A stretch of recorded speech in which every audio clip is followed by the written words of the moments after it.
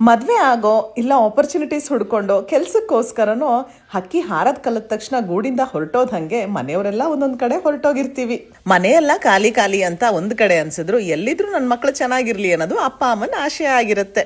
ಅವಾಗ ಎಲ್ಲ ಒಟ್ಟಿಗೆ ಸೇರ್ತೀವಲ್ಲ, ಅದೇ ಒಂದ್ ಹಬ್ಬದ ವಾತಾವರಣ. ಈ ತರ ಹಬ್ಬದ ವಾತಾವರಣ ಇದೆ ನಮ್ಮ ಮನೇಲಿ. ಮದ್ವೆಯಲ್ಲೇ ಒಂದ್ 15 ದಿವಸ ಕಳೆದೋಯ್ತು. ಒಂದ್ 2 ದಿವಸ ಆದ್ರೂ ಬೆಂಗಳೂರಲ್ಲಿರೋ ನಮ್ಮ ಅಣ್ಣನ ಮನೆಗೆ ಹೋಗಿ ಬರೋಣ ಅಂತ ನಾವಿವಾಗ ಬೆಂಗಳೂರಿಗೆ ಬಂದಿದೀವಿ. ಯಾವ ಹೊಸ ರೆಸ್ಟೋರೆಂಟ್ ಚೆನ್ನಾಗಿದ್ರು, ಯಾವ ಹೊಸ ಪ್ಲೇಸ್ ಚೆನ್ನಾಗಿದ್ರು ಲಿಸ್ಟ್ ಹಾಕೊಂಡು ಇಟ್ಕೊಂಡಿರ್ತಾರೆ ನಮ್ಮ ಅಣ್ಣ. ನೀವು ಬಂದಾಗ ಹೋಗೋಣ ಕಣೆ ಅಂತ ಹೇಳ್ತಾನೆ ಇರ್ತಾನೆ. ಆದ್ರೆ ನಾವು ಬರೋ 2 ದಿವಸದಲ್ಲಿ ಎಲ್ಲೆಲ್ಲಿ ಅಂತ ಹೋಗಕ್ಕಾಗತ್ತೆ.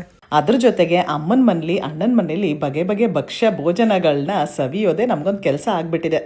ರಾಜರಾಜೇಶ್ವರಿ ನಗರ ಮಾಲ್ ಅಂತೆ, ಲೂಲು ಮಾಲ್ ಅಂತೆ ಅಂತ ಮಕ್ಕಳನ್ನೆಲ್ಲ ಸುತ್ತಾಡಿಸಿ ಅವರು ಚೆನ್ನಾಗಿ ಆಟ ಆಡಿ ಶಾಪಿಂಗ್ ಮಾಡಿ ಎಲ್ಲ ತಿರುಗಾಡಿ ಕಾಲ್ ನೋವು ಬರ್ಸ್ಕೊಂಡು ಮನೆಗೆ ಬಂದಿದ್ದಾಯ್ತು.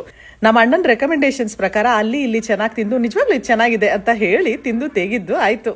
ಇಸ್ಕಾನ್ ವೈಕುಂಠ ಅಂತ ಹೊಸದಾಗಿದೆ, ಚೆನ್ನಾಗಿದೆ ಅಂತ ಹೇಳಿದಕ್ಕೆ ಸರಿ ನೋಡ್ಕೊಂಡು ಬಂದೇ ಬಿಡೋಣ ಅಂತ ಹೋಗಿದ್ವಿ. ನಿಜವಾಗ್ಲೂ ತುಂಬಾನೇ ಚೆನ್ನಾಗಿತ್ತು ದೇವಸ್ಥಾನ.